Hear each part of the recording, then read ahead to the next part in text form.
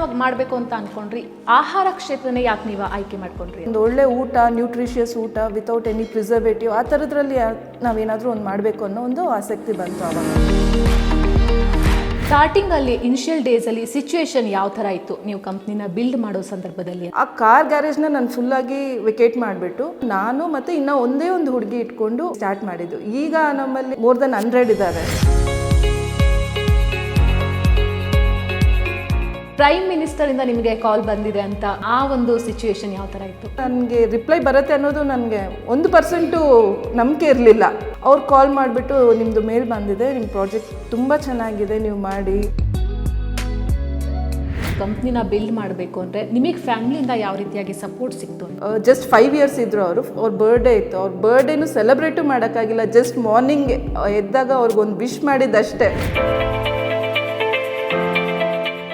ನಿಮ್ಮ ಪ್ರಾಡಕ್ಟ್ಸನ್ನು ತೆಗೆದುಕೊಳ್ತಾರಲ್ಲ ಗ್ರಾಹಕರು, ಅವರಿಗೆ ನೀವು ಯಾವ ರೀತಿಯಾಗಿ ರೀಚ್ ಆದ್ರಿ? ನಮ್ಮ ಇಡ್ಲಿ ಬ್ಯಾಟರ್ ಹೆಂಗೆ ಅಂದರೆ ಈಗ ಆಲ್ಮೋಸ್ಟ್ 40% ತರಕಾರಿ ಇರುತ್ತೆ, ಇನ್ನು ಮಿಕ್ಕಿದ 60% ಇಡ್ಲಿ ದೋಸೆ ಬ್ಯಾಟರ್ ಇರುತ್ತೆ. ನೀವು ಬೇರೆನೂ ಟ್ರೈ ಮಾಡ್ಬೋದಾಗಿತ್ತು. ನಾನಿಲ್ಲ ಇದೇ ಬಿಸ್ನೆಸ್ ಮಾಡಬೇಕು ಅಂತ ನಿಮಗೆ ಏನು ಇನ್ಸ್ಪೈರ್ ಮಾಡ್ತು? ತುಂಬ ಊಟದಲ್ಲೆಲ್ಲ ತುಂಬ ಜಂಕ್ ತಿಂತಾಯಿದ್ರು.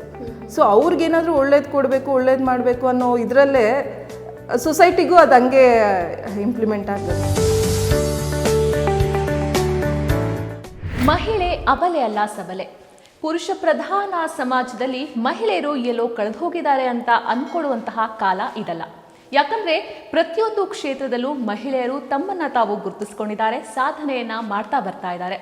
ಇನ್ನು ಗೃಹಿಣಿಯರು ಅಂತ ಬಂದ ತಕ್ಷಣ ಅವರಿಗೆ ತುಂಬಾನೇ ಆಸೆಗಳಿರುತ್ತೆ, ಕನಸುಗಳಿರುತ್ತೆ, ಗುರಿಗಳನ್ನ ಸಾಧಿಸಬೇಕು ಅನ್ನೋ ಛಲ ಇರುತ್ತೆ. ಆದರೆ ಎಲ್ಲೋ ಒಂದ್ ಕಡೆ ಅವರಿಗೆ ಆ ಗುರಿ ತಲುಪುವುದಕ್ಕೆ ಸಾಧ್ಯವಾಗ್ತಾ ಇರೋದಿಲ್ಲ.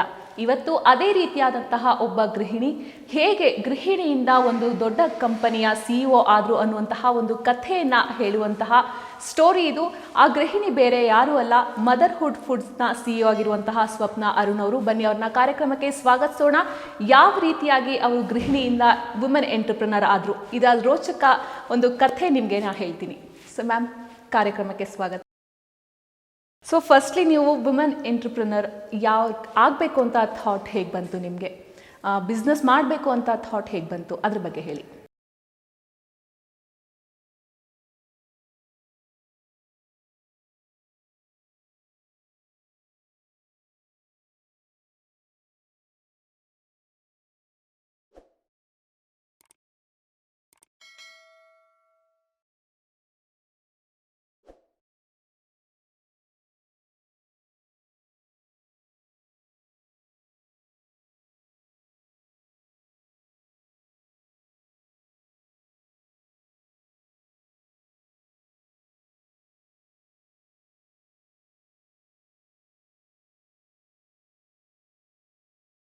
ಒಂದು ದಿನ ಹಸ್ಬೆಂಡ್ ಕೇಳಿದ್ರು, ನಿಮ್ಗೇನು ಆಸೆ ಏನು ಅಂತ ಅಂದ್ಬಿಟ್ಟು. ಆಗ ನನಗೆ ಅಷ್ಟು ದಿನ ಇಲ್ಲದೆ ಇರೋದು ಅವತ್ತು ಹೇಳಬೇಕು ಅಂತಲೂ ಅನ್ನಿಸ್ತು ನನಗೆ. ಈ ಥರ ನನಗೆ ಒಂದು ಬಿಸ್ನೆಸ್ ಮಾಡಬೇಕನ್ನೋದು ಒಂದು ತುಂಬಾ ಆಸೆ ಇತ್ತು ಚಿಕ್ಕ ವಯಸ್ಸಿಂದ ಅಂತ. ಆಗ ಅವ್ರು ಹೇಳಿದ್ರು, ಆಸೆ ಇಟ್ಕೊಂಡು ಇಷ್ಟು ವರ್ಷ ಸುಮ್ಮನೆ ವೇಸ್ಟ್ ಮಾಡಿದೆಯಾ ಅಲ್ಲ, ಇಷ್ಟು ದಿನ ಏನು ಯಾಕೆ ಮಾಡಿಲ್ಲ? ಏನಾದರೂ ಒಂದು ಆಸೆ ಇತ್ತು ಅಂದರೆ ನೀನು ಅದನ್ನು ಅದ್ರ ದಾರಿಯಲ್ಲಿ ಹೋಗಬೇಕು, ಇಲ್ಲ ಅದ್ರ ಬಗ್ಗೆ ಏನಾದರೂ ಒಂದು ನೀನು ಸ್ಟಾರ್ಟ್ ಮಾಡಬೇಕು ಅಂತ ಹೇಳಿದ್ರು. ಸೊ ಹಂಗಾಗಿ ನನಗೆ ಅದೊಂದು ಬಿಸ್ನೆಸ್ ಸ್ಟಾರ್ಟ್ ಮಾಡಬೇಕು ಅನ್ನೋ ಥಾಟ್ ನಿಮಗೆ ಬಂತು. ಸೊ ಬಿಸ್ನೆಸ್ ಏನೋ ಮಾಡಬೇಕು ಅಂತ ಅನ್ಕೊಂಡ್ರಿ, ಆಹಾರ ಕ್ಷೇತ್ರನೇ ಯಾಕೆ ನೀವು ಆಯ್ಕೆ ಮಾಡ್ಕೊಂಡ್ರಿ ಅಂತ? ಫುಡ್ ಎಲ್ಲರ ಲೈಫಲ್ಲೂ ತುಂಬಾ ಇಂಪಾರ್ಟೆಂಟ್ ರೋಲ್ ಪ್ಲೇ ಮಾಡುತ್ತೆ. ಫುಡ್ ಅನ್ನೋದು ಬಂದು ಬೇಸಿಕ್, ಎಲ್ಲರಿಗೂ ಎಲ್ಲ ಜೀವರಾಶಿಗೂ ಊಟ ಅನ್ನೋದು ಬೇಕೇ ಬೇಕು.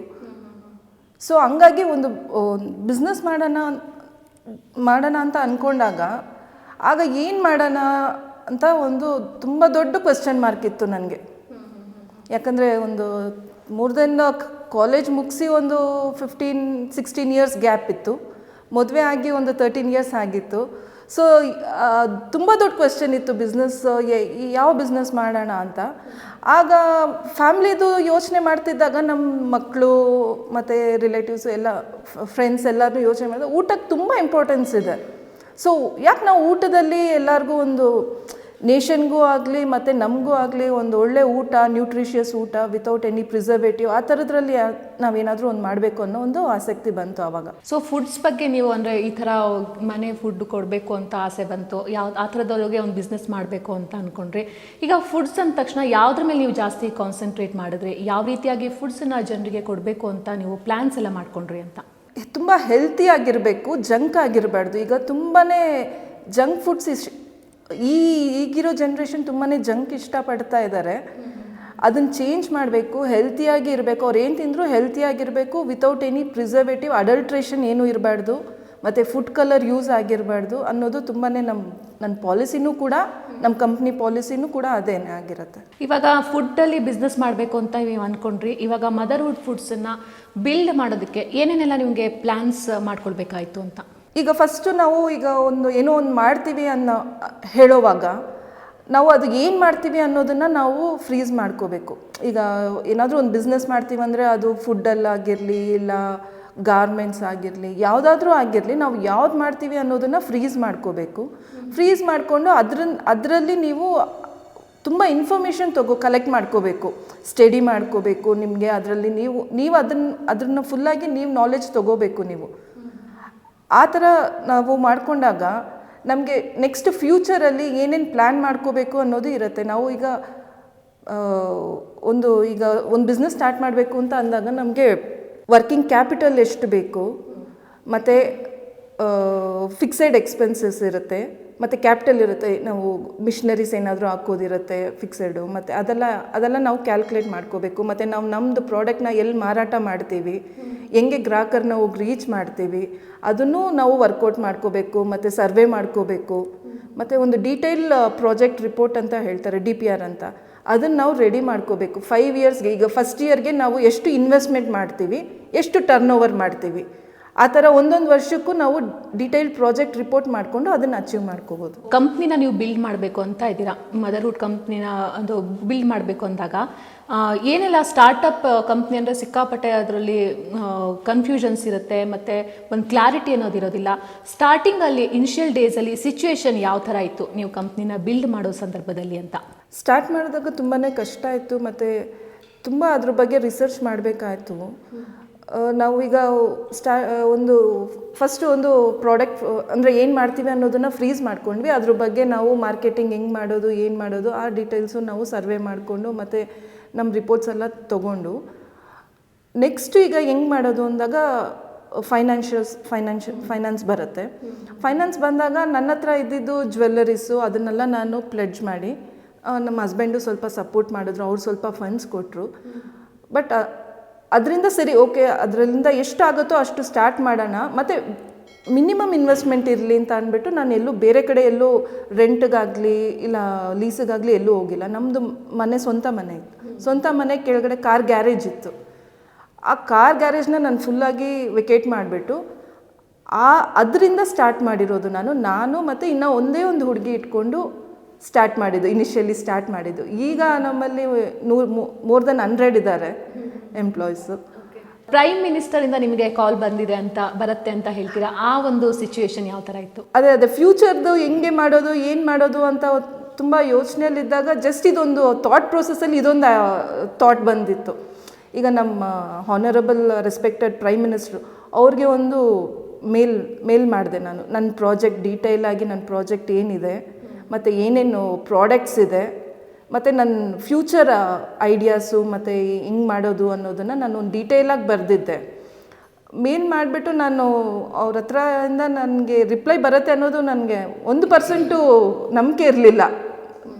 ಅದು ಮಾಡಿ ನನ್ನ ಪಾಡಿಗೆ ನನ್ನ ಕೆಲಸ ನೆಕ್ಸ್ಟ್ ಏನು ಮಾಡ್ಬೋದು ಅನ್ನೋದನ್ನು ನಾನು ಮಾಡ್ತಾಯಿದ್ದೆ. ಆಗ ಆಲ್ ಆಫ್ ಎ ಸಡನ್ ನಾನು ಮೇಲ್ ಮಾಡಿ ಒಂದು 4 to 5 ಡೇಸಲ್ಲಿ ನಮಗೆ ಮನೆಗೆ ಒಂದು ಕಾಲ್ ಬಂತು, ಲ್ಯಾಂಡ್ಲೈನ್ಗೆ. ಅದು prime minister office, immediate secretary Muralidharan ಅಂತ. ಅವ್ರು ಕಾಲ್ ಮಾಡಿಬಿಟ್ಟು, ನಿಮ್ಮದು ಮೇಲ್ ಬಂದಿದೆ, ನಿಮ್ಮ ಪ್ರಾಜೆಕ್ಟ್ ತುಂಬ ಚೆನ್ನಾಗಿದೆ, ನೀವು ಮಾಡಿ, ನಿಮಗೆ ತುಂಬ ಸಪೋರ್ಟ್ ಸಿಗುತ್ತೆ ಅಂತ ಅಂದ್ಬಿಟ್ಟು ನನಗೆ ಅವ್ರು ಗೈಡ್ ಮಾಡಿದ್ರು. ಮತ್ತು ಒಂದು ಲೆಟರು ನನಗೆ ರಿಟರ್ನ್ ಮೇಲ್ ಮಾಡಿದ್ರು, ಈ ಥರ ನಿಮಗೆ ಎಲ್ಲಲ್ಲಿ ಏನೇನು ಸಪೋರ್ಟ್ ಸಿಗುತ್ತೆ ಏನು ಅನ್ನೋ ಇನ್ಫಾರ್ಮೇಷನ್ ಕೊಟ್ಟಿದ್ರು. ಸೊ ಅದು ನನಗೆ ತುಂಬಾ ಖುಷಿ ಆಯಿತು.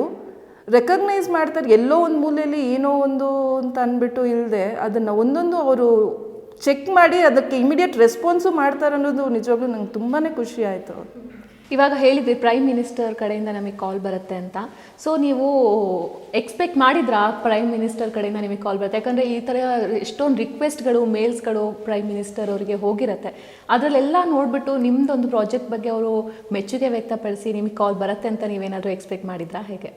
ಖಂಡಿತವಾಗ್ಲೂ ಎಕ್ಸ್ಪೆಕ್ಟ್ ಮಾಡಿಲ್ಲ. ಅದೇ ನೀವು ಹೇಳ್ದಂಗೆ ಅವ್ರಿಗೆ ಎಷ್ಟೋ ಮೇಲ್ಸ್, ಲಕ್ಷ ಮೇಲ್ಸ್ಗಳು ಬರ್ತಾ ಇರುತ್ತೆ. ಬಟ್ ಒಂದೊಂದನ್ನು ನೋಡಿ ರೆಸ್ಪಾಂಡ್ ಮಾಡ್ತಾರೆ ಅನ್ನೋದು ನನಗೆ ನಂಬಿಕೆ ಇರಲಿಲ್ಲ. ಬಟ್ ಸ್ಟಿಲ್ ಒಂದು ಮಾರಲ್ ಸಪೋರ್ಟ್ ನನಗೆ ಅದು ಒಂಥರ ಎನ್ಕರೇಜಿಂಗ್ ಆಗಿತ್ತು. ನಂದು ಏನಿದೆ ಅಂತ ಅಂದ್ಬಿಟ್ಟು ಜನರಿಗೆ ತಿಳಿಸೋದಕ್ಕಾಗಲಿ ಮತ್ತು ಬೇರೆಯೊಬ್ರಿಗೆ ತಿಳಿಸೋದಕ್ಕಾಗಲಿ ಅಂತ ಅಂದ್ಬಿಟ್ಟು ನಾನು ಇದರಿಂದ ಮಾಡಿದ್ದು. ಬಟ್ ಎಕ್ಸ್ಪೆಕ್ಟ್ ಮಾಡಿಲ್ಲ. ತುಂಬ ಖುಷಿ ಆಯಿತು ಅವತ್ತಿನ ದಿನ ಅಂತೂ. ಈಗ ನೆನೆಸ್ಕೊಂಡ್ರೂ ಆ ದಿನ ನಂಗೆ ತುಂಬಾ ಖುಷಿ ಆಗುತ್ತೆ.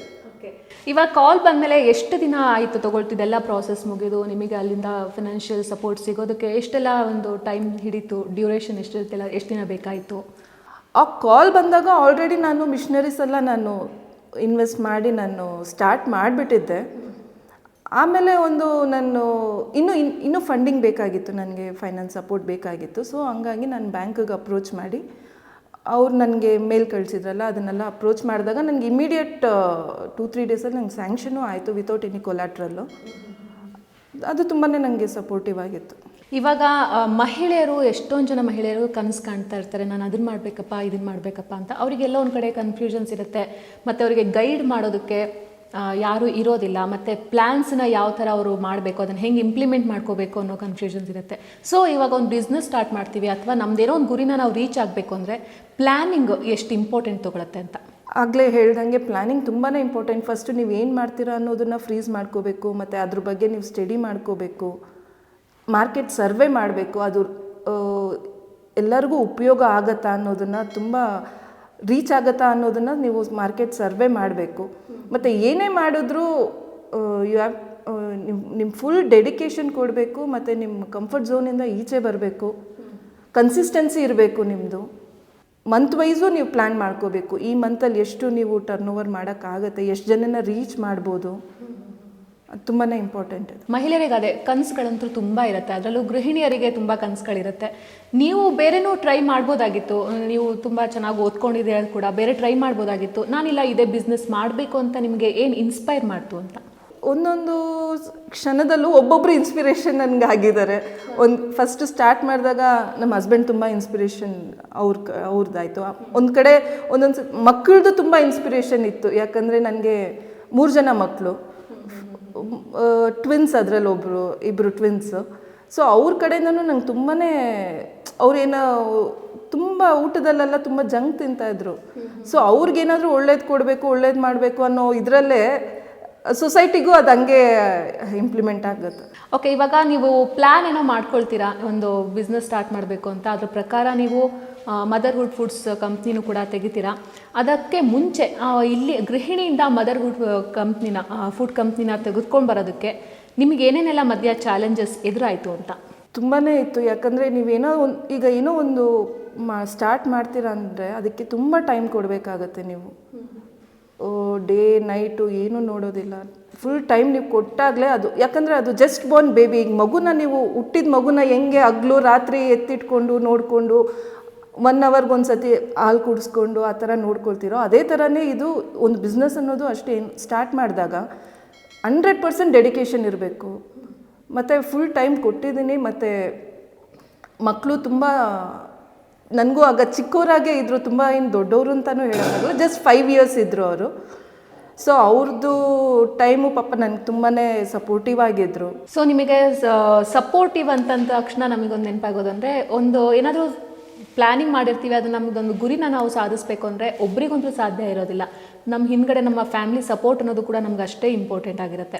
ಸೊ ಮದರ್ಹುಡ್ ಫುಡ್ಸನ್ನು ನೀವು ತೊಗೊಂಡು ಬರಬೇಕು, ಆ ಒಂದು ಕಂಪ್ನಿನ ಬಿಲ್ಡ್ ಮಾಡಬೇಕು ಅಂದರೆ ನಿಮಗೆ ಫ್ಯಾಮಿಲಿಯಿಂದ ಯಾವ ರೀತಿಯಾಗಿ ಸಪೋರ್ಟ್ ಸಿಕ್ತು ಅಂತ? ನೀವು ಹೇಳಿದ 100% ಕರೆಕ್ಟು. ಫ್ಯಾಮಿಲಿ ಸಪೋರ್ಟ್ ಇಲ್ಲ ಅಂದರೆ ಏನೂ ಮಾಡೋಕ್ಕಾಗಲ್ಲ. ಫ್ಯಾಮಿಲೀಸ್ ನನಗೆ ಹಸ್ಬೆಂಡ್ ಕಡೆಯಿಂದ, ಮಕ್ಕಳಿಂದ, ಮತ್ತು ನಮ್ಮ ತಂದೆ ತಾಯಿ, ಅವ್ರ ತಂದೆ ತಾಯಿ, ಎಲ್ಲರ ಕಡೆಯಿಂದನೂ ನಂಗೆ ತುಂಬಾ ಸಪೋರ್ಟ್ ಸಿಕ್ಕಿದೆ. ಈಗ ಹೇಳ್ಬೇಕಂದ್ರೆ ನಾನು ಫುಲ್ ಟೈಮ್ ಆಲ್ಮೋಸ್ಟ್ ಒಂದು 3 to 4 ಅವರ್ಸು ನಿದ್ದೆ ಮಾಡ್ತಾಯಿದ್ದೆ ಅಷ್ಟೇ ಹೊರತು ಇನ್ನು ಮಿಕ್ಕಿದ ಫುಲ್ ಟೈಮ್ ನಾನು ಫ್ಯಾಕ್ಟ್ರಿಯಲ್ಲೇ ಇರ್ತಾಯಿದ್ದೆ. ಯಾಕಂದರೆ ನಮ್ಮ ಇಡ್ಲಿ ದೋಸೆ ಹಿಟ್ಟಿತ್ತಲ್ಲ, ಗ್ರೈಂಡಿಂಗಿಗೆ ನಾವು ಸೋಕ್ ಮಾಡಬೇಕಾಗಿತ್ತು. ಬೆಳಗ್ಗೆ ಅರ್ಲಿ ಮಾರ್ನಿಂಗ್ ಒಂದು 3 o'clock ಹಂಗೆ ಸೋಕ್ ಮಾಡ್ತಾಯಿದ್ವಿ, ಮತ್ತು ನೈಟ್ ಪ್ರೊಡಕ್ಷನ್ 1 o'clockವರೆಗೂ ಆಗೋದು. ಸೊ ಹಂಗಾಗಿ ಮನೆಯೇ ನಾನು ಮರ್ತುಬಿಟ್ಟಿದ್ದೆ ಹೇಳಬೇಕಂತ ಹೇಳಿದ್ರೆ. ನನ್ನ ಮಕ್ಕಳಂತೂ ತುಂಬಾ ಸಪೋರ್ಟಿವ್. ಒಂದು ಇನ್ಸಿಡೆನ್ಸ್ ಹೇಳಬೇಕಂದ್ರೆ, ಈಗ ಅವ್ರದ್ದು ಬರ್ಡೇನೂ ಇತ್ತು. ಜಸ್ಟ್ 5 years ಇದ್ದರು ಅವ್ರ ಬರ್ಡೇ ಇತ್ತು. ಅವ್ರ ಬರ್ಡೇನೂ ಸೆಲೆಬ್ರೇಟು ಮಾಡೋಕ್ಕಾಗಿಲ್ಲ. ಜಸ್ಟ್ ಮಾರ್ನಿಂಗ್ ಎದ್ದಾಗ ಅವ್ರಿಗೊಂದು ವಿಶ್ ಮಾಡಿದ್ದಷ್ಟೇ. ಆಮೇಲೆ ಅವ್ರನ್ನ ನಾನು ನಿಜವಾಗ್ಲೂ ಹೇಳ್ತೀನಿ, ಆಮೇಲೆ ನೋಡಲೇ ಇಲ್ಲ. ನೆಕ್ಸ್ಟ್ ಡೇ ಮಾರ್ನಿಂಗೇ ಅವ್ರನ್ನ ನಾನು ನೋಡಿದ್ದು. ಅವರು ಯಾಕೆ ಮಾಡಿಲ್ಲ ನನಗೆ ಬರ್ಡೇ ಅಂತ ಹೇಳಿದ್ರು. ಜಸ್ಟ್ ಆಮೇಲೆ ಈ ಥರ ಅವ್ರಿಗೆ ಹೇಳಿದೆ, ಈ ಥರ ಕೆಲಸ ಆಯ್ತಲ್ಲ ಅಂತ. ಅವರು ದೇ ಡಿಡ್ ಮೈಂಡ್ ಮಾಡ್ಕೊಂಡಿಲ್ಲ ಅದನ್ನು. ಓಕೆ ನೆಕ್ಸ್ಟ್ ಇಯರ್ ಗ್ರ್ಯಾಂಡಾಗಿ ಮಾಡೋಣ ಅಂತ ಅಂದ್ಬಿಟ್ಟು ಖುಷಿಯಾದರು ಅವರು. ಓಕೆ, ಇವಾಗ ನಿಮ್ಮ ಒಂದು ಸಾಧನೆನ ಗುರುತಿಸಿ ಇವಾಗ ವುಮೆನ್ ಎಂಟ್ರಪ್ರಿನರ್ ಬೆಸ್ಟ್ ಅವಾರ್ಡನ್ನು ನಿಮಗೆ ಕೊಡಲಾಗತ್ತೆ. ಸೊ ಆ ಒಂದು ಸಂದರ್ಭ ಹೇಗಿತ್ತು, ಅದನ್ನು ಯಾವ ಥರ ನೀವು ಸೆಲೆಬ್ರೇಟ್ ಮಾಡಿದ್ರಿ, ಅದರದ್ದೊಂದು ನಮಗೆ ಹೇಳೋದಾದರೆ. ಆ್ಯಕ್ಚುಲಿ ನಾವು ಕಂಪ್ನಿ ಸ್ಟಾರ್ಟ್ ಮಾಡಿ ಒಂದು 1 yearಗೆ ಒಂದು she unlimited times of India ಅಂತ ಒಂದು ಇದಿತ್ತು. ಅದರಲ್ಲಿ ನಾನು ಪಾರ್ಟಿಸಿಪೇಟ್ ಮಾಡಿದ್ದೆ. ಪಾರ್ಟಿಸಿಪೇಟ್ ಮಾಡಿ ಅದು ಬರೀ ವಿಮೆನ್ ಎಂಟ್ರಪ್ರೆನರ್ಗೆ ಅದನ್ನು ಇದ್ದಿದ್ದು. ಪಾರ್ಟಿಸಿಪೇಟ್ ಮಾಡಿ ನಾನು ಅದರಲ್ಲಿ ಫೈನಲಿಸ್ಟ್ ಆಗಿದ್ದೆ. ಫಸ್ಟ್ 20 ಫೈನಲಿಸ್ಟ್ ಆಗಿದೆ. ಬಟ್ ಅದರಲ್ಲಿ ನನಗೆ ಅನ್ಫಾರ್ಚುನೇಟ್ಲಿ ಸಿಕ್ಕಿಲ್ಲ. ಆಮೇಲೆ ಅದನ್ನು ಹಂಗೆ ನೆಕ್ಸ್ಟು ಆ ಡೆಡಿಕೇಶನು ಎಲ್ಲ ಹಂಗೆ ಇತ್ತು. ನೆಕ್ಸ್ಟ್ ಈಗ ಈ ಆಪರ್ಚುನಿಟಿ ಸಿಕ್ಕಿದಾಗ ಪಾರ್ಟಿಸಿಪೇಟ್ ಮಾಡಿದಾಗ ನನಗೆ ಸಿಕ್ತು. ಸೊ ತುಂಬ ಅಂದರೆ ತುಂಬ ಖುಷಿ ಆಯಿತು. ರೆಕಗ್ನೈಸ್ ಮಾಡ್ತಾರೆ, ಸಮಥಿಂಗ್ ಏನೋ ಒಂದು ಚಿಕ್ಕದಾಗ ಒಂದು ನಾವೇನೋ ಮಾಡಿದ್ದೀವಿ, ಅದನ್ನು ರೆಕಗ್ನೈಸ್ ಮಾಡಿದ್ದಾರೆ, ಸೊಸೈಟಿ ಮಾಡ್ತಾ ಇದೆ ಅನ್ನೋ ತುಂಬ ಖುಷಿ ಆಯಿತು. ಈಗ ಸ್ಟಾರ್ಟಪ್ ಬಿಸ್ನೆಸ್ ಮಾಡೋರಿಗೆ ತುಂಬ ಅದೊಂದು ಪ್ರಾಬ್ಲಮ್ ಇರುತ್ತೆ. ರೆಕಗ್ನೈಸ್ ಆಗೋದು ತುಂಬ ಕಷ್ಟ ಆಗುತ್ತೆ, ತುಂಬ ಫೇಸ್ ಮಾಡಬೇಕು, ನಮ್ಮನ್ನು ಹಿಂದೆ ತಳ್ಳೋರೆ ತುಂಬ ಜನ ಇರ್ತಾರೆ ಅಂತ ಎಷ್ಟೋ ಜನ ಸ್ಟಾರ್ಟ್ ಮಾಡೋದಕ್ಕೂ ಕೂಡ ಹಿಂಜರಿತಾ ಇರ್ತಾರೆ. ಸೊ ಅಂಥವ್ರಿಗೆಲ್ಲ ಏನು ಹೇಳ್ತೀರಾ ನೀವು ಅಂತ? ಸ್ಟಾರ್ಟಪ್ ಬಿಸ್ನೆಸ್ ಮಾಡಬೇಕಂದ್ರೆ ಒಂದು ಫರ್ಮ್ ಆದಂತಹ ಡಿಸಿಷನ್ ತೆಗೆದುಕೊಳ್ಳೋದು ಅಷ್ಟೇ ಇಂಪಾರ್ಟೆಂಟ್ ಇರುತ್ತೆ. ಸೊ ಅಂಥ ಸಂದರ್ಭದಲ್ಲಿ ಅವರಿಗೆಲ್ಲ ನೀವೇನು ಹೇಳೋಕ್ಕೆ ಇಷ್ಟಪಡ್ತೀರಾ ಅಂತ? ಹೌದು, ಸ್ಟಾರ್ಟ್ ಮಾಡೋದು ಸ್ವಲ್ಪ ಕಷ್ಟ ಅನಿಸ್ಬೋದು. ಸ್ವಲ್ಪ ಅಲ್ಲ, ತುಂಬಾ ಕಷ್ಟ. ಒಂದು ಸ್ಟೆಪ್ ತೆಗೆದಿಡಬೇಕು ಅಂದರೆ ತುಂಬಾ ಕಷ್ಟ ಇದೆ. ಬಟ್ ಈಗೇನೇ ಒಂದು ನೀವು ಸ್ಟಾರ್ಟ್ ಮಾಡಿದ್ರೇ ನಿಮಗೆ ಸ್ಟಾರ್ಟ್ ಮಾಡಿದ್ರೆ ನೆಕ್ಸ್ಟು ಅವರು ಅಂದರೆ ಅದನ್ನು ಸಕ್ಸಸ್ನಾಗಲಿ ಏನೇ ಒಂದಾಗಲಿ ಖುಷಿ ಆಗಿರುತ್ತೆ ಅವ್ರಿಗೆ, ಮತ್ತು ಮುಂದಕ್ಕೆ ಹೋಗ್ತಾರೆ. ನಿಮ್ಮ ಕೆಲಸನ ಇಷ್ಟರ ಮಟ್ಟಿಗೆ ಮೆಚ್ಚಿ ಅದನ್ನು ಗುರುತಿಸಿ ಒಂದು ಅವಾರ್ಡ್ ಸಿಗುತ್ತೆ ಅಂತ ನೀವು ಕಂಪ್ನಿ ಸ್ಟಾರ್ಟ್ ಮಾಡಿದಾಗ ನಿಮಗೇನಾದರೂ ಅನಿಸಿತ್ತಾ? ಹೇಗೆ? ಇಲ್ಲ, ಇಷ್ಟು ಗುರುತಿಸ್ತಾರೆ, ಇಷ್ಟು ರೆಕಗ್ನೈಸೇಷನ್ ಸಿಗುತ್ತೆ ಅನ್ನೋದು ನನಗೆ ಒಂಚೂರು ಅನಿಸಿರಲಿಲ್ಲ. ಬಟ್ ಇದು ಒಂದು ಒಳ್ಳೆ ಕೆಲಸ ಮಾಡ್ತಾ ಇದ್ದೀನಿ ಅನ್ನೋದು ಒಂದು ಸಂತೋಷ, ನನಗೆ ಖುಷಿ ಇತ್ತು. ನನಗೆ ನಿಮ್ಮ ಪ್ರಾಡಕ್ಟ್ಸನ್ನ ತೆಗೆದುಕೊಳ್ತಾರಲ್ಲ ಗ್ರಾಹಕರು, ಅವರಿಗೆ ನೀವು ಯಾವ ರೀತಿಯಾಗಿ ರೀಚ್ ಆದರೆ ನಿಮ್ಮ ಪ್ರಾಡಕ್ಟ್ಸನ್ನ ಅವರು ಯಾವ ರೀತಿಯಾಗಿ ಅವರು ಅಪ್ರಿಷಿಯೇಟ್ ಮಾಡಿದ್ರು, ಅವ್ರಿಗೆ ಹೇಗೆ ಇಷ್ಟ ಆಯಿತು, ಅದ್ರದ್ದು ಏನಾದರೂ ಒಂದು ಇನ್ಸಿಡೆಂಟ್ ಏನಾದರೂ ಇದ್ದರೆ ಹೇಳ್ಬೋದಾ ನಮಗೆ? ಈಗ ನಮ್ಮ ಕಂಪ್ನಿ ನಾನೀಗ ಫಸ್ಟು ಸ್ಟಾರ್ಟ್ ಮಾಡಿದ್ದು ಬಂದು ಇಡ್ಲಿ ದೋಸೆ ಬ್ಯಾಟರು. ಅದು ಬಂದು ನಾರ್ಮಲ್ ಇಡ್ಲಿ ದೋಸೆ ಬ್ಯಾಟರ್ ಅಲ್ಲ, ಏನೋ ಒಂದು ಡಿಫ್ರೆಂಟಾಗಿ ಕೊಡಬೇಕು, ಹೆಲ್ತಿಯಾಗಿ ನ್ಯೂಟ್ರಿಷಿಯಸ್ ಆಗಿ ಕೊಡಬೇಕು ಅನ್ನೋ ಇಂಟೆನ್ಷನಲ್ಲಿ ನಾವು ತುಂಬ ರಿಸರ್ಚ್ ಮಾಡಿ, ಕ್ಲಾಸಸ್ ತುಂಬ ಅಟೆಂಡ್ ಮಾಡಿ, ಮತ್ತು ಸೈಂಟಿಸ್ಟ್ ಜೊತೆ ವರ್ಕ್ ಮಾಡಿ ಈ ಪಾಲಕ್ಕು ಮತ್ತು ಕ್ಯಾರೆಟು, ಬೀಟ್ರೂಟು, ರಾಗಿ, ಮಿಲ್ಲೆಟ್ಟು. ನಮ್ಮ ಇಡ್ಲಿ ಬ್ಯಾಟರ್ ಹೆಂಗೆ ಅಂದರೆ ಈಗ ಆಲ್ಮೋಸ್ಟ್ 40% ತರಕಾರಿ ಇರುತ್ತೆ, ಇನ್ನು ಮಿಕ್ಕಿದ 60% ಇಡ್ಲಿ ದೋಸೆ ಬ್ಯಾಟರ್ ಇರುತ್ತೆ. ನಾವು ನ್ಯಾಚುರಲ್ ತರಕಾರಿನ ಮಿಕ್ಸ್ ಮಾಡಿ ಅದು ತುಂಬಾ ರೀಚ್ ಆಯಿತು. ಯಾಕಂದರೆ ಫಸ್ಟ್ ಟೈಮ್ ಇನ್ ಇಂಡಿಯಾ ಅಂತ ಹೇಳ್ಕೊಳ್ಳಬಹುದು ನಾನು. ರಿಟೇಲ್ ಶಾಪಲ್ಲಿ ಸಿಗೋದು ಇದು ಕಲರ್ಫುಲ್ಲಾಗಿ. ಮಕ್ಕಳಿಗೆ ಅಂತ ಒಬ್ಬೊಬ್ಬರು ಹೇಳೋದು ಕಲರ್ ದೋಸೆ ಕೊಡಿ, ಕಲರ್ ಇಡ್ಲಿ ಕೊಡಿ ಅಂತಾರೆ. ಆ ಥರ ತುಂಬಾ ರೀಚ್ ಆಯಿತು. ಮತ್ತು ನಾವು ಮಾರ್ಕೆಟಿಂಗು ತುಂಬ ಕಷ್ಟಪಟ್ಟು ಮಾಡಿದ್ದೀವಿ. ಎವ್ರಿ ವೀಕ್ಲಿ ಟ್ವೈಸು ಸೂಪರ್ ಮಾರ್ಕೆಟು ಮತ್ತು ಎಲ್ಲ ಕಡೆ ನಾವು ಸ್ಟಾಲ್ ಹಾಕಿ ಮತ್ತು ಫ್ರೀ ಸ್ಯಾಂಪ್ಲಿಂಗ್ ಕೊಟ್ಟು ಕಸ್ಟಮರ್ಸ್ಗೆ ಅವ್ರು ಅಲ್ಲಿ ಟೇಸ್ಟ್ ಮಾಡಿ ಮತ್ತು ನಮ್ಮ ಬ್ಯಾಟ್ರಿ ತೊಗೊಂಡೋಗೋ ಥರ ಆ ಥರ ಎಲ್ಲನೂ ಮಾರ್ಕೆಟಿಂಗ್ ಮಾಡ್ಕೊಂಡಿದ್ದೆ. ಮೇನ್ ಆಗಿ ಇವಾಗ ಮಹಿಳೆಯರು ಏನಾದರೂ ಒಂದು ಮಾಡಬೇಕು ಅಂತಂದರೆ ಅವರಿಗೆ ಆಪರ್ಚುನಿಟೀಸು ತುಂಬ ಕಡಿಮೆ ಸಿಗ್ತಾ ಇತ್ತು ಹಿಂದಿನ ದಿನಗಳಲ್ಲಿ. ಬಟ್ ಇವಾಗ ತುಂಬ ಆಪರ್ಚುನಿಟೀಸ್ ಇದೆ ಮಹಿಳೆಯರಿಗೆ ಅಂತಲೇ. ಸೊ ಅವ್ರಿಗೆ ಅದೆಲ್ಲೋ ಒಂದು ಕಡೆ ಅದನ್ನು ಗುರುತಿಸೋದಕ್ಕೆ, ಅವ್ರಿಗೊಂದು ಗೈಡ್ಲೈನ್ಸ್ ಸಿಗೋದಕ್ಕೆ ಅವರೆಲ್ಲೋ ಕನ್ಫ್ಯೂಷನ್ಸಲ್ಲಿರ್ತಾರೆ. ಸೊ ಅವರಿಗೆ ಯಾವ ರೀತಿಯಾಗಿ ಒಂದು ಸಪೋರ್ಟ್ ಸಿಗುತ್ತೆ ಬೇರೆಯವ್ರ ಕಡೆಯಿಂದ? ನೀವು ಯಾವ ರೀತಿಯಾಗಿ ಗೌರ್ಮೆಂಟನ್ನು ಅಪ್ರೋಚ್ ಮಾಡಿದರೆ ಏನೇನೆಲ್ಲ ಮಾಡಬಹುದು ಮಹಿಳೆಯರು ಒಂದು ಬಿಸ್ನೆಸ್ಸನ್ನು ಮಾಡಬೇಕಂದ್ರೆ ಅವ್ರಿಗೆ ಸಪೋರ್ಟ್ ಸಿಗೋದಕ್ಕೆ? ಸೊ ಅದ್ರ ಬಗ್ಗೆ ನಮಗೇನಾದರೂ ಹೇಳೋದಾದರೆ? ಈಗ ತುಂಬ ಸಪೋರ್ಟ್ ಸಿಗ್ತಾ ಇದೆ, ತುಂಬ. ಮತ್ತು ಗೌರ್ಮೆಂಟಲ್ಲಿ ತುಂಬ ಸ್ಕೀಮ್ಸ್ ಕೂಡ ಇದೆ. ನಾನು ಬಂದು ನಾನು ಹೇಳ್ದಂಗೆ ಅದು ನಾನು ಯಾವುದು ಎಕ್ಸ್ಪೆಕ್ಟ್ ಮಾಡದೇ ಇರೋದು ನನಗೆ ಆಯಿತು, ನನ್ನ ಮೇಲ್ ಹಾಕಿ ನನಗೆ ರಿಪ್ಲೈ ಬಂದಿತ್ತು. ಬಟ್ ಈಗ ಗೌರ್ಮೆಂಟ್ ಸ್ಕೀಮ್ಸ್ ತುಂಬಾ ಇದೆ. ಸ್ಟ್ಯಾಂಡಪ್ ಇಂಡಿಯಾ ಇದೆ, ಸ್ಟ್ಯಾಂಡಪ್ ಕರ್ನಾಟಕ ಇದೆ, ಮತ್ತು ಮುದ್ರಾ ಲೋನ್ ಇದೆ, ಮತ್ತು CGTMSCಯಲ್ಲಿ ನಿಮಗೆ ವಿತೌಟ್ ಕೊಲೆಟ್ರಲ್ಸ್ ಲೋನ್ ಸಿಗುತ್ತೆ. ಮತ್ತು ಈಗ ಆಕ್ಸಿಸ್ 3000 ಗೌರ್ಮೆಂಟ್ ಅದು ಸ್ಕೀಮ್ಸ್ ಕೂಡ ಇದೆ. ಮತ್ತು ಅನ್ನಪೂರ್ಣ ಭಾಗ್ಯ, ಎಷ್ಟೊಂದು ಸ್ಕೀಮ್ಗಳಿದೆ ಮಹಿಳೆಗೋಸ್ಕರ ಅಂತಲೇ ಇದೆ. ಗೂಗಲಲ್ಲಿ ಸರ್ಚ್ ಮಾಡಿ ಅವರು ಡೀಟೇಲ್ಸ್ ತೊಗೋಬೋದು. ಇವಾಗ ಅದೇ ಮಹಿಳೆಯರಿಗೆ ಅಂತಲೇ ಇವಾಗ ಹೇಳಿದ್ರೆ ನೀವು ಸ್ಕೀಮ್ಸ್ಗಳೆಲ್ಲ ಇರುತ್ತೆ ಅಂತ, ಅದು ಯಾವ ರೀತಿಯಾಗಿ ಮಹಿಳೆಯರಿಗೆ ಯೂಸ್ಫುಲ್ ಆಗುತ್ತೆ, ಏನೇನೆಲ್ಲ ಪ್ರೊಸೀಜರ್ ಅವರು ಫಾಲೋ ಮಾಡಬೇಕಾಗತ್ತೆ, ಗೌರ್ಮೆಂಟಿಂದ ಏನೇನೆಲ್ಲ ಗೈಡ್ಲೈನ್ಸನ್ನು ಅವ್ರು ತೆಗೆದುಕೊಳ್ಬೇಕಾಗತ್ತೆ, ಅದ್ರ ಬಗ್ಗೆ ಏನಾದರೂ ಹೇಳೋದಾದರೆ? ವುಮೆನ್ಸ್ಗೆ ತುಂಬಾ ಸ್ಕೀಮ್ಸ್ ಇದೆ, ಗೌರ್ಮೆಂಟ್ ಸ್ಕೀಮ್ಸು ಸಪೋರ್ಟ್ಸ್ ಇದೆ. ನೀವು ಗೂಗಲಲ್ಲಿ ಸರ್ಚ್ ಮಾಡಿದ್ರೆ ನಿಮಗೆ ಸಿಗುತ್ತೆ. ನಿಮ್ಗೆ ಸ್ಟ್ಯಾಂಡಪ್ ಇಂಡಿಯಾ, ಸ್ಟ್ಯಾಂಡಪ್ ಕರ್ನಾಟಕ, ಮತ್ತು CGTMSC ಸ್ಕೀಮ್ ಇದೆ, ಮತ್ತು ಮುದ್ರಾ ಲೋನ್ ಇದೆ, ಅನ್ನಪೂರ್ಣ ಭಾಗ್ಯ ಇದೆ, ಮತ್ತು ಆಕ್ಸಿಸ್ 3000 ಗೌರ್ಮೆಂಟ್ ಅಂತ ಇದೆ. ನೀವು ವುಮೆನ್ ಎಂಟರ್ಪ್ರಿನರ್ ಸ್ಕೀಮ್ಸ್ ಅಂತ, ಗೌರ್ಮೆಂಟ್ ಸ್ಕೀಮ್ಸ್ ಅಂತ ನೀವು ಸರ್ಚ್ ಮಾಡಿದರೆ ಗೂಗಲಲ್ಲಿ ನಿಮಗೆ ಅದರದ್ದು ಡೀಟೇಲ್ಸ್ ಗೊತ್ತಾಗುತ್ತೆ. ಮತ್ತು ಅದರಲ್ಲಿ ನಿಮ್ಗೆ ಏನೇನು ಬೇಕು, ಮತ್ತು ಟ್ರೈನಿಂಗ್ಸ್ ಪ್ರೊವೈಡ್ ಮಾಡ್ತಾರೆ. ಮೇಯ್ನ್ ಇಂಪಾರ್ಟೆಂಟು ಬಂದು ಗೌರ್ಮೆಂಟ್ ಟ್ರೈನಿಂಗ್ಸ್ ಕೊಡ್ತಾರೆ. ನೀವೀಗ ಟೈಲರಿಂಗ್ ಅಂದರೆ ಅದ್ರದ್ದು ಟ್ರೈನಿಂಗು ಸಿಗುತ್ತೆ, ವಿತೌಟ್ ಎನಿ ಫೀಸಲ್ಲೂ ಸಿಗುತ್ತೆ ನಿಮಗೆ. ಮತ್ತು ಕ್ಯಾಟ್ರಿಂಗ್ಗೆ ಗೈಡೆನ್ಸು ಸಿಗುತ್ತೆ. ಮತ್ತು ಅನ್ನಪೂರ್ಣ ಭಾಗ್ಯ ಅಂದೆಲ್ಲ ಅದು ಬರೀ ಕ್ಯಾಟ್ರಿಂಗ್, ಸ್ಮಾಲ್ ಕ್ಯಾಟ್ರಿಂಗಿಗೆ 50,000 ಆ ಥರ ಲೋನ್ ಕೊಡ್ತಾರೆ, ಸಣ್ಣ ಪುಟ್ಟ ಮಾಡೋದಕ್ಕೆ, ಸ್ಟಾರ್ಟ್ ಮಾಡೋದಕ್ಕೆ, ಟು ಸ್ಟಾರ್ಟ್ ವಿತ್. ಆ ಥರ ಎಷ್ಟೊಂದು ಸಪೋರ್ಟ್ ಇದೆ ಗೌರ್ಮೆಂಟ್. ಮಹಿಳೆಯರಿಗೆ ಏನಾದರೂ ಬಿಸ್ನೆಸ್ ಮಾಡಬೇಕಂದ್ರೆ ಗೌರ್ಮೆಂಟಿಂದ ಒಂದಿಷ್ಟು ಸ್ಕೀಮ್ಗಳಿವೆ ಅಂತ ನೀವು ಹೇಳಿದರೆ, ನಿಮ್ಮ ಒಂದು ಬಿಸ್ನೆಸ್ ಇವಾಗ ಏನು ಮದರ್ಹುಡ್ ಫುಡ್ಸ್ ಬಿಸ್ನೆಸ್ ಮಾಡ್ತಾ ಇದ್ದೀರಲ್ಲ, ಅದು ಎಕ್ಸ್ಪ್ಯಾಂಡ್ ಮಾಡಿದ್ದೀರಾ ಆಲ್ರೆಡಿ. ಮುಂದಿನ ದಿನಗಳಲ್ಲಿ ಮದರ್ಹುಡ್ ಫುಡ್ಸ್ನ ಭವಿಷ್ಯ ಏನು, ಯಾವ ರೀತಿಯಾಗಿ ನೀವು ಪ್ಲ್ಯಾನ್ಸ್ ಎಲ್ಲ ಮಾಡ್ಕೊಂಡಿದ್ದೀರಾ, ಅದರ ಬಗ್ಗೆ ಹೇಳಿ. ಈಗ ಸ್ಟಾರ್ಟ್ ಮಾಡಿದ್ದು ಒಂದು ಮಹಿಳೆ ಜೊತೆ ಸ್ಟಾರ್ಟ್ ಮಾಡಿದ್ದು. ಈಗ ಈ 3 ವರ್ಷದಲ್ಲಿ ಮೋರ್ ದೆನ್ 100 ವಿಮೆನ್ ಎಂಪ್ಲಾಯೀಸ್ ಆದರು. ನಾವು ತುಂಬ ವಿಮೆನ್ಸ್ಗೆ ಪ್ರಿಫರೆನ್ಸ್ ಕೊಡ್ತಾ ಇದ್ದೀವಿ. ನಮ್ಮ ಕಂಪ್ನಿಯಲ್ಲಿ ಈಗ ಆಲ್ಮೋಸ್ಟ್ 70 to 80% ಮಹಿಳೆಯರೇ ಇದ್ದಾರೆ. ಮತ್ತು ನಾವು ಈಗ ಪ್ಯಾನ್ ಇಂಡಿಯಾ ಮಾಡ್ತಾ ಇದ್ದೀವಿ. ಮತ್ತು ಫಾರಿನ್ ಕಂಟ್ರೀಸಲ್ಲೂ ಈಗ ಸ್ಟಾರ್ಟ್ ಮಾಡ್ತಾ ಇದ್ದೀವಿ, ಡಿಸ್ಕಷನ್ ಆಗ್ತಾ ಇದೆ. USA, ಯುರೋಪಲ್ಲೆಲ್ಲನೂ ಸ್ಟಾರ್ಟ್ ಮಾಡ್ತಾ ಇದ್ದೀವಿ. ಮತ್ತು ನಮ್ಮದೇ ಆದ ರೆಸ್ಟೋರೆಂಟ್ ಇದೆ. ಮತ್ತು ಈಗ ನಾವು ಸಣ್ಣ ಟರ್ನೋವರಿಂದ ಈಗ ಒಂದು ಸುಮಾರು ಕ್ರೋಡ್ಸಲ್ಲಿದ್ದೀವಿ. ಈಗ ನೆಕ್ಸ್ಟ್ ಕಮ್ಮಿಂಗ್ ಇಯರ್ಸಲ್ಲೆಲ್ಲ ನಾವು 2 ಇಯರ್ಸಲ್ಲಿ ನಮ್ಮ ಬಿಸ್ನೆಸ್ ಪ್ಲ್ಯಾನ್ ಬಂದು 3 ಫಿಗರ್ ಅಚೀವ್ ಮಾಡಬೇಕು ಅಂತ ಅಂದ್ಬಿಟ್ಟು, ಮತ್ತು ಮೋರ್ ದೆನ್ 1000 ವಿಮೆನ್ಸ್ಗೆ ನಾವು ಸಪೋರ್ಟ್ ಮಾಡಬೇಕು, ಎಂಪ್ಲಾಯ್ಮೆಂಟ್ ಕೊಡಬೇಕು ಅಂತ ಅಂದ್ಬಿಟ್ಟು, ಆ ಮದರ್ಹುಡ್ ಫುಡ್ಸ್ಗೆ ಆ ಭಾಗ್ಯ ಸಿಕ್ಕಿರೋದು ನಿಜವಾಗ್ಲೂ ತುಂಬಾ ಖುಷಿ ಆಗ್ತಿದೆ. ಇದೆಲ್ಲ ಯಾವುದು ಎಕ್ಸ್ಪೆಕ್ಟ್ ಮಾಡದೇ ಇರೋದು, ಇಷ್ಟು ಇಲ್ಲಿವರೆಗೂ ಬರ್ತೀವಿ ಅಂತ ಅಂದ್ಬಿಟ್ಟು. ಮತ್ತು ಮೇಯ್ನ್ ನಮ್ಮದು ಪಾಲಿಸಿ ಬಂದು ನಾವು ನ್ಯಾಚುರಲ್ ಊಟ ವಿತೌಟ್ ಎನಿ ಪ್ರಿಸರ್ವೇಟಿವ್, ಕೆಮಿಕಲ್ ಎಲ್ಲ ಯಾವುದು ಯೂಸ್ ಮಾಡದೆ ಜನರಿಗೆ ಒಳ್ಳೆ ಆರೋಗ್ಯವಾದ ಊಟ ಕೊಡಬೇಕು ಅನ್ನೋದೇ ನಮ್ಮ ಮೇನ್ ಪಾಲಿಸಿ. ಮತ್ತು ವಿಮೆನ್ಸ್ಗೆ ಸಪೋರ್ಟ್ ಮಾಡಬೇಕು ಅನ್ನೋದು ತುಂಬಾ. ಓಕೆ, ಈಗಷ್ಟೇ ನೀವು ಹೇಳಿದ್ರಿ ನಿಮ್ಮ ಒಂದು ಕಂಪ್ನಿಲಿ ನೀವು 70 to 80% ವುಮೆನ್ ಎಂಪ್ಲಾಯೀಸೇ ಇದ್ದಾರೆ ಅಂತ. ಇವತ್ತಿನ ದಿನಗಳಲ್ಲಿ ನಾವು ನೋಡ್ತಾ ಇದ್ದೀವಿ ವುಮೆನ್ ಎಂಪವರ್ಮೆಂಟ್ ಅಂತ, ಅದು ತುಂಬ ಬಾಯಿ ಮಾತಲ್ಲೇ ಆಗ್ತಾ ಇದೆ ಅಂತ. ಆ್ಯಸ್ ಅ ವುಮನ್ ನೀವು ಎಷ್ಟು ಪ್ರಾಮುಖ್ಯತೆಯನ್ನು ಆ ಒಂದು ವರ್ಡ್ಗೆ, ವುಮೆನ್ ಎಂಪವರ್ಮೆಂಟ್ ಅನ್ನೋ ವರ್ಡ್ಗೆ ಕೊಡ್ತೀರಾ? ಮತ್ತು ನಿಮ್ಮ ಕಂಪ್ನಿಯಿಂದ ಮುಂದಿನ ದಿನಗಳಲ್ಲಿ ಮಹಿಳೆಯರಿಗೆ ಏನೇನೆಲ್ಲ ಅನುಕೂಲ ಆಗಬಹುದು, ಎಷ್ಟು ಜನಕ್ಕೆ ನೀವು ಉದ್ಯೋಗಾವಕಾಶವನ್ನು ಕೊಡಬಹುದು, ಅದರ ಬಗ್ಗೆ ಹೇಳಿ. ನಮ್ಮ honourable respected chief minister already ಹೇಳಿಕೆನೇ ಕೊಟ್ಬಿಟ್ಟಿದ್ದಾರೆ. ಕರ್ನಾಟಕ ಕಡೆಯಿಂದ 1.5 ಟ್ರಿಲಿಯನ್ ಕಾಂಟ್ರಿಬ್ಯೂಷನ್ ಇರುತ್ತೆ ಅಂತ. ಮತ್ತು ಅದನ್ನು ಅಚೀವ್ ಮಾಡೋಕ್ಕೆ ಅವರು 24 hours ವರ್ಕ್ ಮಾಡ್ತೀನಿ ಅಂತಲೂ ಹೇಳಿದ್ದಾರೆ.